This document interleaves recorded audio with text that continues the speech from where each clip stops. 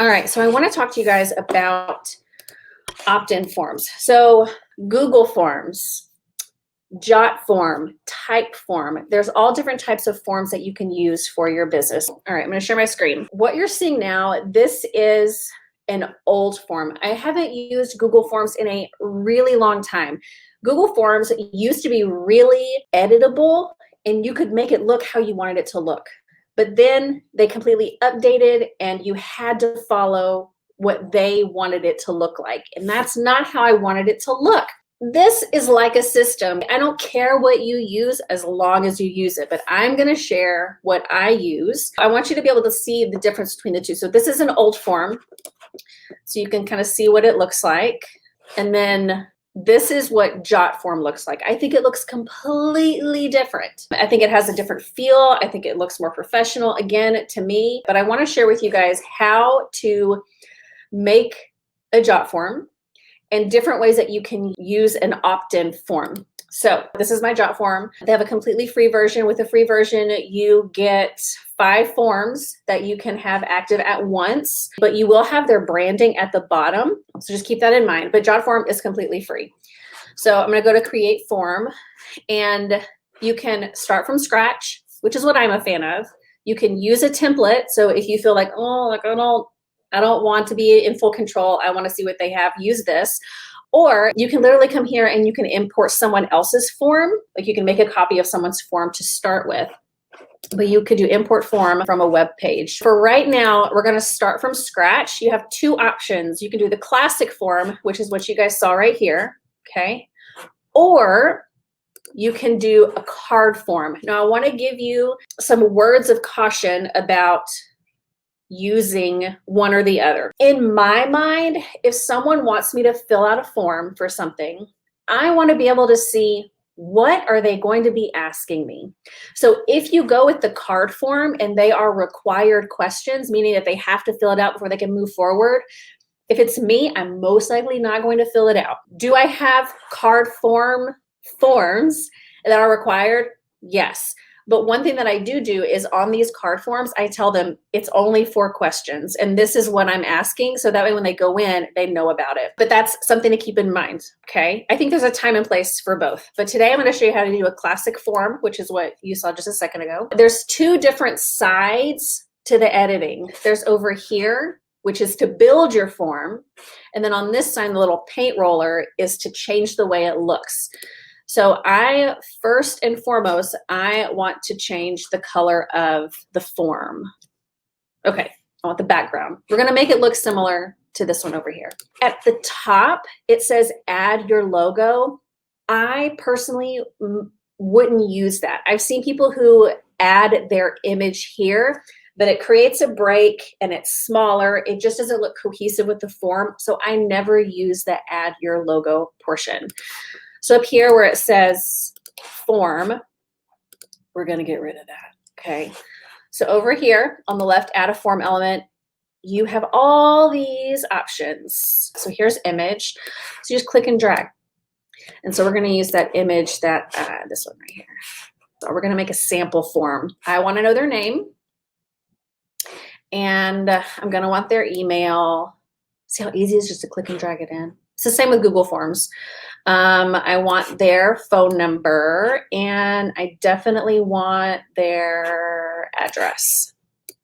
For me, this takes up a lot of space.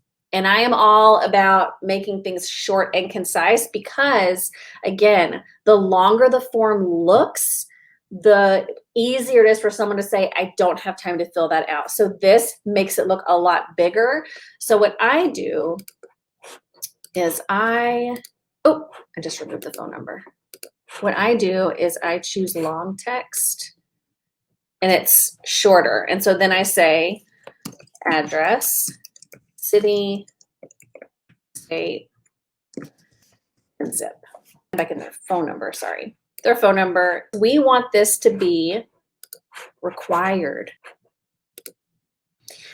So we can make it required right here. And you can change You can change the name of it. You can also come over here to advanced and you can put placeholder. So instead of being first name, last name underneath, you could put that here. And then here you could take off the sublabels. And again, that makes it shorter. It makes it shorter. I'm telling you guys, it's all psychology. So same thing here, like you could get rid of the sublabel and put it over in here. And then that's going to get rid of the sublabel and I'll make it shorter. You guys get the drift, right? So again, we want these to be required for them to get whatever it is that we're wanting this form to do. One of my favorite things about JotForm is the submit button. If you go to the settings, which is the next one over, there's even more things that you can do, right? So the thank you page.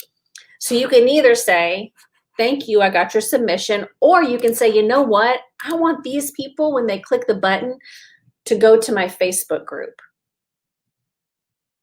But here's the two things that I want to share with you guys about how I am using opt-in forms. So one way is kind of how I just mentioned. Whenever I am doing a party on Facebook, specifically if you're using a group, you really don't want your host to hit the invite button in the group and invite that way. They might mass invite, and we do not want mass invites. We want intentional thought through invites to go one-on-one through Messenger. And then if they say, yes, I want to participate, she sends them the form link, not the link to the group. They fill out the questions and they click the button and they automatically get to go to my group to request to join the group. So that's one way to use a form. Another way, as people are participating in the party, they have the opportunity to earn tickets. We have winners, they win samples. When everything is said and done, and I say, all right, here's our winners for this week. Be sure to fill out this form to get your goodies. So even though they've probably already filled out a form to get into the group, they're going to fill it out again. And it's a super short form. So this one really only has 3 questions: their name, their address, and then that question again, do you want to host? Do you want to join? And no, thank you. A little backstory on this. 1, if you have someone who doesn't want to fill out the form again, guess what? You're going to save money on not sending samples. You're not going to give out samples to someone who doesn't want it. But if they want the samples, everyone who has won a sample so far has filled out the form. Now, here's the light bulb moment that I had. I had someone who filled out the form to get into the party, and she said no to both hosting or joining. But then she won the giveaway, and she changed her mind. She said, hey, you know what? Let me know when you have a host kit. Even though if you think like, you know what, like I'm not gonna ask her because she's already told me no. But people change their minds all the time. So that was a huge mind-blowing thing for me. So that is how I am using forms. I hope that makes sense. If you guys have any questions, of course, please put it down below.